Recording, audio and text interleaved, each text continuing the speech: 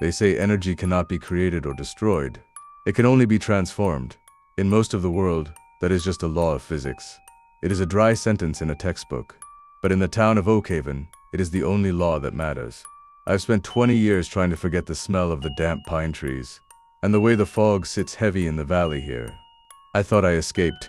I thought that when I crossed the county line at 18, I was leaving the shadows behind for good.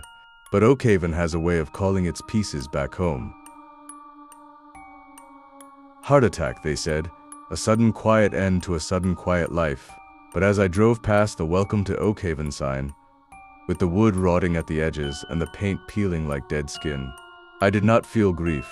I felt a cold, sharp dread. I pulled into the local diner, the Silver Spoon, just to clear the fog from my head. I sat at the counter, the vinyl seat cracking under my weight. That is when I saw her. She was 17, maybe 18. She was wearing a faded yellow uniform and a name tag that read Sarah. She had a small, crescent-shaped scar just above her left eyebrow. It was a mark from a falling trophy when we were kids. She bit her lip as she scribbled on a notepad. It was the exact same nervous twitch she had before a math test. I stopped breathing. My sister Sarah died in the winter of 1998. I was the one who found her. I was the one who watched them lower the casket into the frozen earth. But here she was, pouring coffee for a truck driver. Her skin was warm and her breath was fogging up the glass of the pie display. She looked at me, and her eyes were empty. There was no recognition. There was no love. She just saw a customer she had to serve before her shift ended.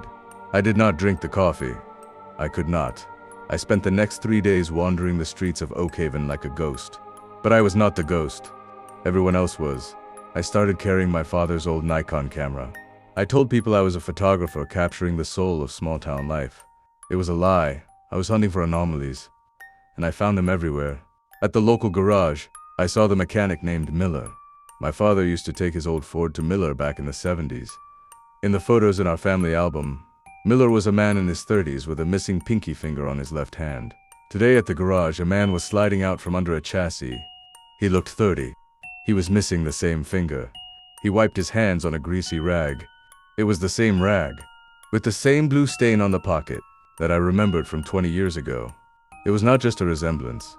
It was a glitch. I spent that night in my father's attic. The air was thick with the smell of mothballs and secrets. I dug through his old high school yearbooks from 1954, 1974, and 1994. I laid them out on the floor like a deck of cards.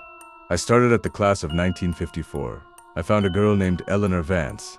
She had a wide smile and a pearl necklace. I flipped to 1994. There was Eleanor Vance again. She had the same smile, the same pearls, and she was the exact same age. I looked out the attic window and saw a woman walking her dog under the street lamp. It was Eleanor. She had not aged a day since the Truman administration. The realization hit me with the weight of a mountain. Oakhaven was not a town. It was a loop. It was a closed-circuit system with a limited number of parts. There were only 412 templates in this valley. When a body wore out and the hardware failed, the town simply waited.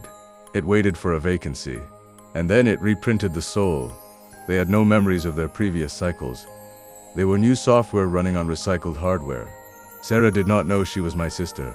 She was just Sarah version 4.0. I needed to know why. Why here? Why us? I went to the town hall at midnight. The building was a colonial-style nightmare, draped in ivy that looked like it was trying to strangle the brickwork. The lock on the basement door was ancient and easily picked. The air in the basement was different. It did not smell like dust. It smelled like ozone and sterile plastic. I expected to find filing cabinets. Instead, I found the archive. There were rows upon rows of wooden crates stacked to the ceiling. Each one had a name stenciled on the front. I walked past Miller and Vance until I reached the back of the room. I found my father's crate. It was open. Inside were his clothes. It was the suit he was buried in, his glasses, and his wallet. But the crate was being cleaned. A woman I did not recognize was folding his shirts with mechanical precision. She did not even look up when I entered. Then, I saw it. Beside my father's crate was another one. My name was on it. Elias Thorne. I reached out and touched the wood. It felt warm. I pried the lid open with a crowbar. Inside was a set of clothes I did not recognize. It was a gas station attendant's uniform. There was a wallet with my ID in it. But the address was not my apartment in the city. It was a house 3 blocks away. I pulled out the birth certificate. It looked official. It had the gold seal of the state, but the date of birth was not 30 years ago. The ink was still fresh. The date of birth was tomorrow. I was not a visitor.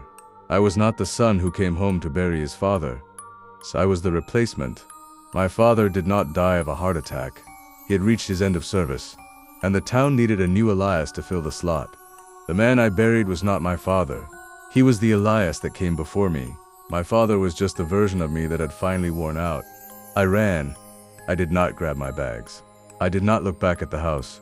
I jumped into my car and slammed it into reverse. The tires screamed against the gravel. I needed to get past the county line.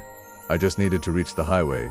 If I could get 10 miles away, maybe the template would not take. Maybe I could stay as myself. As I raced down Main Street, the town began to change. It was subtle at first. The streetlights flickered in a pattern of long and short flashes like a heartbeat. The people on the sidewalk stopped walking.